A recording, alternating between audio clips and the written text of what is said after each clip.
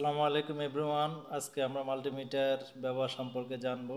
আমরা যাতে সহজে মাল্টিমিটারটা ইউজ করতে পারি সেজন্য আমি একটা মাল্টিমিটার নিলাম। এখানে অটোমেটিকও দেখাবে প্লাস ম্যানুয়ালও দেখাবে। প্রথমে আমি দেখে নেই, এটা হচ্ছে voltage, DC voltage. DC voltage automatic দেওয়া হলো।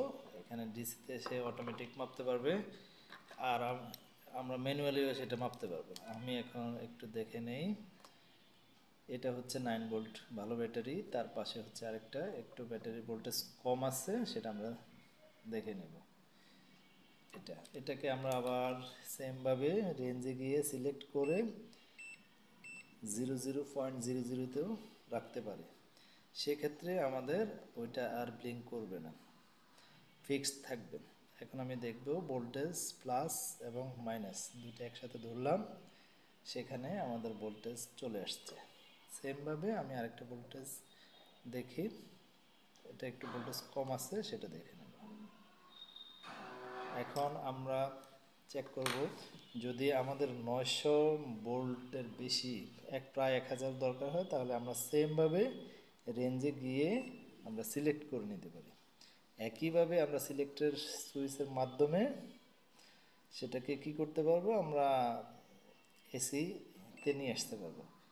সেমভাবে রেঞ্জে গিয়ে এটা হচ্ছে 0, এটা দিয়ে আমরা মাপতে পারবো 99.99। সেমভাবে 999 পর্যন্ত আমরা এসি এটা দিয়ে মাপা যায় সম্ভব। এখন আমরা চেক করব রেজিস্টর, রোধ। রোধ চেক করার জন্য আমি সিলেক্ট বাটনটা সিলেক্ট করে দিলাম ওহম রেঞ্জে। সেখানে আমার হাতে একটা 2.7 কিলো ওহমের একটা রেজিস্টর আছে, সেটা দিয়ে আমি চেক করে নিলাম যে এটা আসলে কত আছে, চেক করে নিই। এখানে অটোমেটিক চলে আসছে 2.6।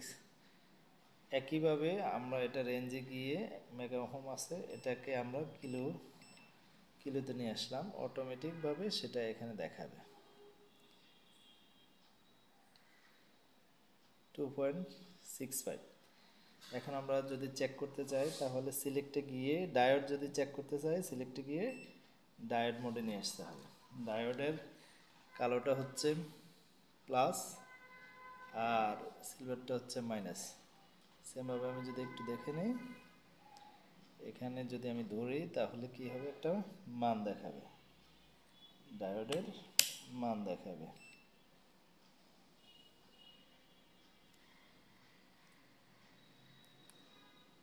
এই মাইনাসের সাথে মাইনাস, প্লাসের সাথে প্লাস যদি হয় তাহলে রিডিং আসবে, আর যদি তার বিপরীত পাশে হয় তাহলে মান দেখাবে, তার মানে ডায়োডটা ভালো আছে।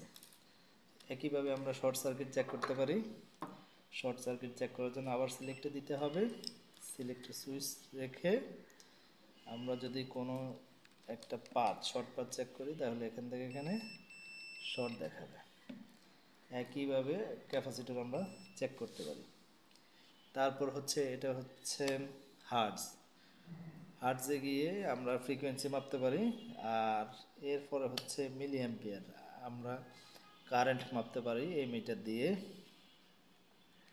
এসি কারেন্ট এবং ডিসি কারেন্ট। এখন দেওয়া আছে ডিসি কারেন্ট।